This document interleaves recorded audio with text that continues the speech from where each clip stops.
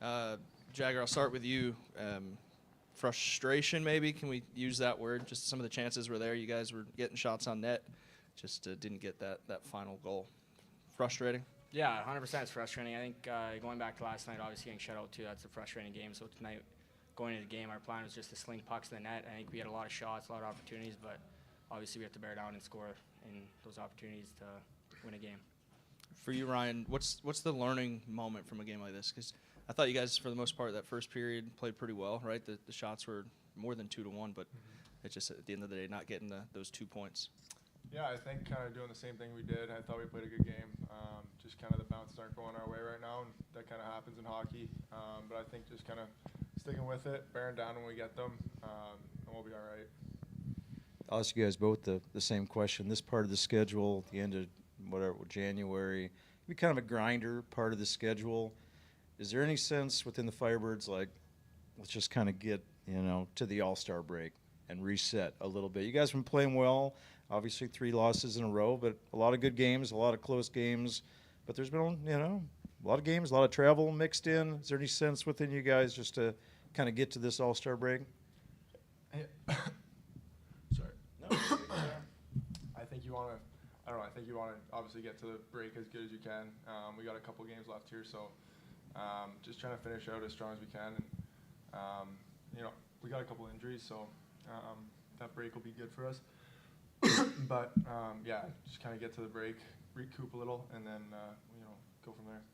Same to you, Jagger. Yeah, I think I agree with him. Just try to get there on a high note. Go into the All-Star break on a high note. It's obviously important. Any kind of break coming off it when you guys are playing good hockey, it's a lot easier to get back in the swing of things. So I just try to get to good hockey for the next couple games here. I mean, it's coming up quick, but obviously our mindset's for the next couple games.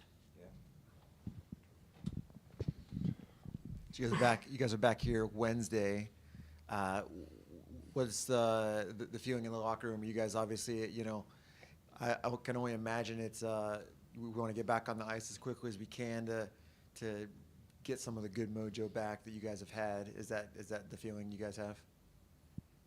Yeah, I think so. I think obviously after 2 tough losses, I think we've been playing good hockey, but at the same time, a loss is a loss. So just kind of nice, try to get back to the simple things. I think in the first period tonight was a good, probably our best period of the last couple of games. Just simple hockey, honestly, getting the pucks on net and just trying to bash away. And I mean, like Vince said earlier, bounces aren't really going our way right now, but eventually they'll start going in. Good. All right, thanks, guys. Thanks, guys. Thank you.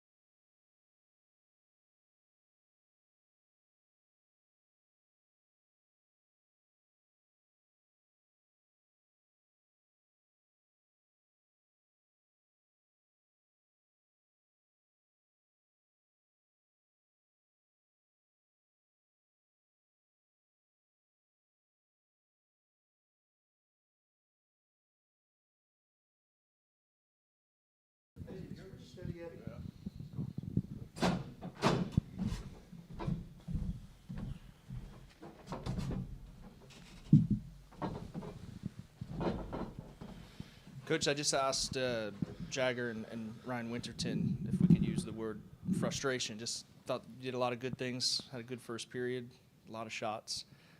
You guys were getting pucks to the net, just didn't get that extra goal and get 2 points. So frustration, a good word? Yeah, it's a good word. You know, if you look at our game last night in Ontario, we had a great start to the game. I think the first 15 minutes we pretty well controlled the game, and then we have a defenseman falls down at center ice and then ends up in our net, and they get a bounce on the goal. And same thing tonight. I thought we had a great push start the game, and you know we just missed a breakaway after a penalty kill there, and you know Rodrigue kind of kept them close in the game, and they got some goals that you know there's some breakdowns and you know, probably need to save on some of them, but at the end of the day, it was a frustrating game for our group, and you know it's 2 games in a row we've been chasing the game a little bit, and it's hard on the guys. So they've had some pretty good success here week before, and so there's that mental challenge of when you have to chase the game, you exert a little bit more energy, and we got it to 2-1, and they scored right away to make it 3-1, and then we had to really empty the tanks to make it 3-2. And if you look at that 3-2 goal, it's at 13-minute mark. I don't think we got a scoring chance in the last 13 minutes, except for maybe on the 6-5. So we played last night, so you can see that the tanks were empty a little bit in the third. Going from, I guess, the latter half of the San Jose game on Wednesday, kind of through tonight, not a lot of goals for the Firebirds. Anything in particular, aside from what you just mentioned, that you're packing in all these games, maybe some fatigue, but anything else that you think that's lacking You there? know what? We addressed the group today. Shot selection has not been great. We've had a few 2-on-1s where we haven't put a shot on net, and you saw a 3-on-1 today in the second period where we didn't even get a shot. And sometimes as players, we have a tendency, we want to be a little cute. And that being said, that probably stung us a little bit tonight, and it has in the past. The other thing we talked about with our group today before the game was a net presence. And we changed up some face-off strategies, winning pucks and getting to the net, less cuteness and more physical jamming around the net. If you look at our second goal, how did Ryan Winterton score the goal? He's at the net, found a rebound. We ran a 3-high play, and he got a loose puck and found it. And that's how you have to score goals when a goalie's on it. So those are some of the things we have addressed, and we continue to address every day. Yeah, kind of at the point in the season, Coach, where it's just before the All-Star break. There's a lot of games smushed in there. There's a lot of travel added as well. Mm-hmm. Do you look at it, or have you talked to the team about it, like, let's finish strong, let's get to this All-Star break, and then we can kind of rest up, reset from there? Not really. We're just focused on the next game. Right, at the end of the day, the big picture is the sprints on to the end of the playoffs, and that's game 42 tonight. So you get 30 games left, right? So she's going to be in. You get 3 games left to the All-Star break. Now you get 27, and those 27 games are going to go quick. So we've seen some good growth. I thought Jagger Firkus was excellent tonight. I thought he's played some of his best hockey the last 2.5 games. So that's a step in the right direction. I thought Yanni Newman probably has taken a step back. So that's what happens with these young kids, right? Though. Peaks and valleys in their game. So, as you said, the All-Star break will probably be a good break for us, but we have 3 games to focus on first. What we've seen here in the past 2 years in the Pacific Division is not as much parity as we're seeing this year. How closely do you track that? It's like, man, we lost, they won, we lost. Oh, it went from 2nd to 6th in like 2 days or vice versa. Do you keep tabs on that on basically a daily basis? Yep. Oh, yeah. Coach, what do you make of how tightly contested the Pacific Division is at this point? Obviously, games are very important, as you guys are all kind of just a few points away from each other. I think like 2 through 7 or something like that, or just a point or so from each other. It's a repetitive question, isn't it? So you do keep It is. To be fair to you guys, every game you play, especially the ones within your division, are 4-point games. So you look at, we were up 10 points on Bakersfield going into the game tonight. Now it's 8. It could be 12, right? So that's a big swing. And if you look at some of the fluctuations in our division, like teams have gone on 9-game heaters, 6-game heaters. I think Abbotsford's coming in on an 8-game heater on Wednesday night. So we've got a tough one coming in Wednesday night. So when you go on these 3 or 4 or 5 or game winning streaks, it can really propel you in the division. So we've had a little bit of that, win 3, lose 1, win 3, lose 1, kind of in that situation. But we need to kind of go on a little bit of a heater here just to kind of stay in that grouping. And the division is very hard. There's some great parity. You saw Henderson. I think Henderson's just won 5 in a row. So, when you find that rhythm and you find that balance in your team, you seem to ride it a little bit. Now that can swing the other way. We lost in San Jose the other night in a shootout, and then we lose last night. We're probably in the game, chasing the game a little bit. We had a chance probably to tie it up, but we just didn't bury our chances. And tonight we chased the game again. So you find those little ruts, and the key for us is to get out and find some of that momentum, that rhythm with our group.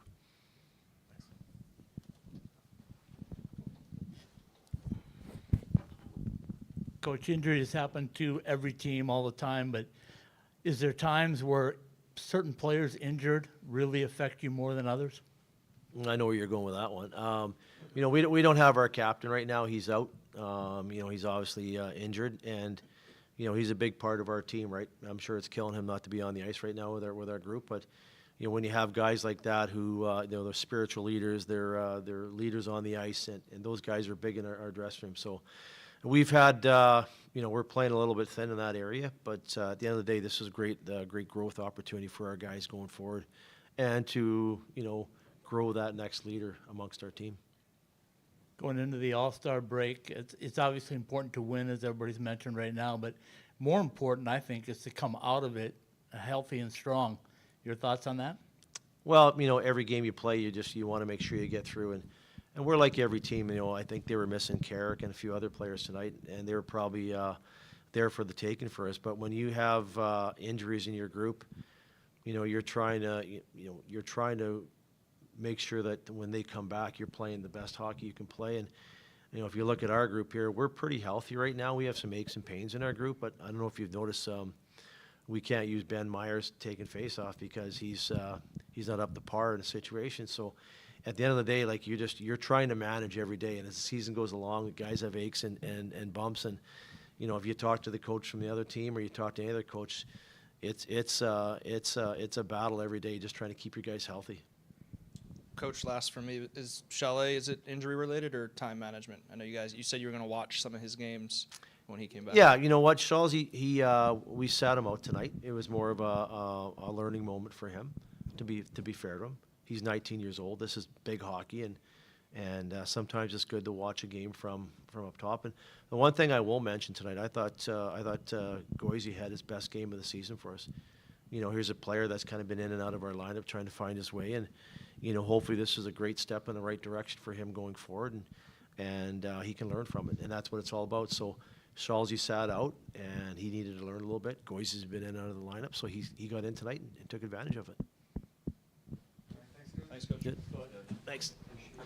That, not one finger tap.